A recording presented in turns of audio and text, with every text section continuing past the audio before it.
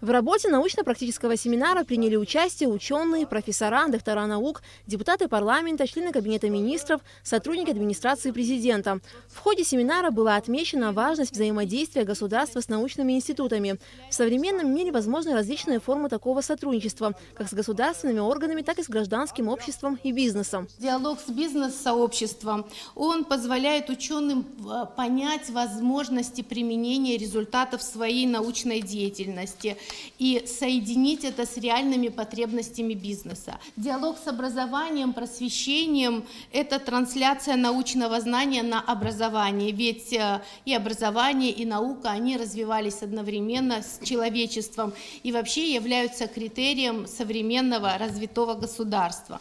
Диалог с гражданским обществом, он представляет собой возможность принимать участие в обсуждении животрепещущих основных вопросов, которые волнуют всех нас, все наше общество.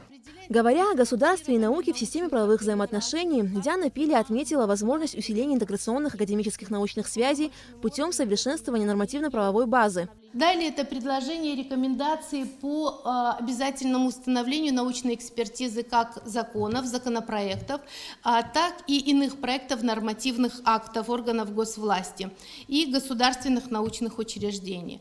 Анализ действующего законодательства стоит отдельно проблемой, отдельной темой. Это с целью анализ законодательства, с целью исключения противоречия и пробелов нормативного регулирования, совершенствования правовых механизмов и применение определенных методов компаративистики. В ходе научно-практического семинара также говорилось о противодействии коррупции. И в этом направлении заметное место занимают научные и научно-образовательные учреждения. Научное учреждение может стать фокусом экспертного обсуждения методики и технологий по вопросам взаимодействия, в вопросах противодействия коррупции, подготавливать экспертов в вопросах противодействия коррупции, проводить курсы повышения квалификации государственных служащих.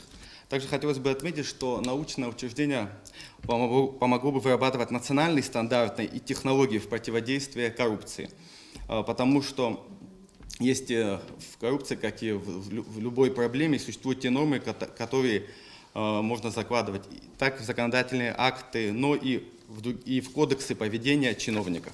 Участники конференции отмечали, что любая сфера деятельности – образование, медицина, экономика или сельское хозяйство – без науки не будет развиваться и функционировать в полном объеме. Я считаю, что при нынешнем нашем положении продовольственная безопасность – это сохранение государства. Если государство и исполнители или научные сообщества совместно, если не будут решать такие проблемы, я думаю, что мы далеко не продвинемся.